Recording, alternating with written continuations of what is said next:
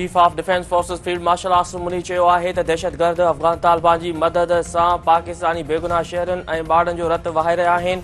अफ़गानिस्तान खे दहशतगर्दनि ऐं पाकिस्तान मां हिक जी चूंड करणी पवंदी। अफ़गानिस्तान मां ईंदड़ दहशतगर्द टोलनि में 70% अफ़गान शहरी आहिनि। ऑपरेशन बुनियाद मरसूस में अल्लाह जी मदद ईंदे ॾिठी ऐं महसूस कई। कंहिं बि इस्लामी रियासत में रियासत खां सवाइ केर बि जिहाद जो हुकुम ऐं फतवा ॾेई नथो सघे। अल्लाह इस्लामी मुल्कनि मां हुननि जे मुहाफ़िज़नि जो शर्फ़ पाकिस्तान खे अता कयो। रियासत तैयबा ऐं पाकिस्तान जो पाण में गहरो तालुक़ ऐं हिक जड़ाई आहे।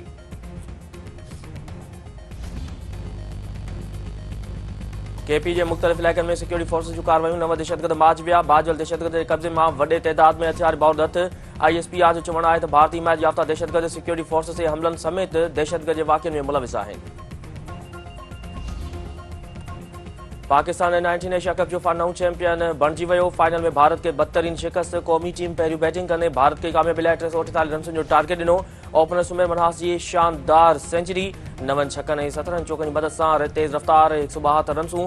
भारतीय टीम टारगेट हासिल करण जी कोशिशुनि में रुगो 156 रन्सुनि ते ढेर। अहमद हुसैन जी 250, फास्ट बॉलर अली रज़ा जूं 4, सयाम सुबान ऐं हुज़ैफा जूं 2 विकेटूं। सुमेर मनहास ॿिनि मैन ऑफ द मैच ऐं सीरीज़ करार। PCB चेयरमैन मोहसिन नक़वी तरफ़ां फी रांदीगर खे 50-50 लख रुपया ॾियण जो ऐलान। सदर आसिफ अली ज़रदारी, वज़ीर आज़म शहबाज शरीफ़ ॿियनि तरफ़ां क़ौमी टीम खे मुबारकूं।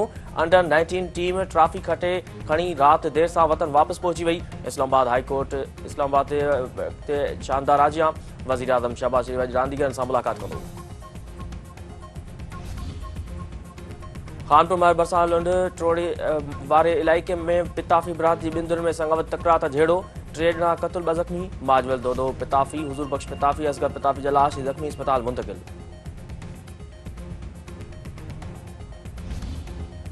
ईरान इसराइल तरफ़ां हिकु भेरो ॿीहर हमले जो ख़दशो ज़ाहिर करे छॾियो।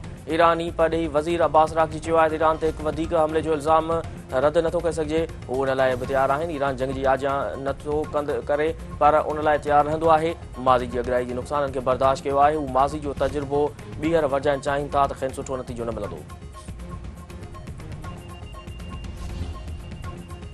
ऐं इसराइल जी सिक्योरिटी काबीना वालर ओलह किनारे में 19 नयनि यहूदी बस्तियुनि जी तामीर जी मंज़ूरी ॾेई छॾी। अरब मीडिया मूजिबि 3 सालनि दौरान वालर ओलह किनारे में बस्तियुनि जो अंग 69 थी वियो। गॾियल क़ौमुनि ऐं आलमी बिरादरी इसराइली आबादकारनि खे आलमी कानून तहत गैर क़ानूनी करार ॾेई छॾियो। इसराइली आर्मी चीफ जो चवणु आहे त संदन फ़ौज कंहिं बि वक़्तु दुश्मन ते हमलो करे सघे थी। जिते बि ज़रूरत पवंदी हमलो कंदा। ईरान इसराइल मुख़ालिफ़ कुझु माण्हुनि खे माली ऐं अस्करी मदद फ़राहम कई ऐं इसराइल खे तबाह करण जी मंसूबे पोयां बीठो रहियो।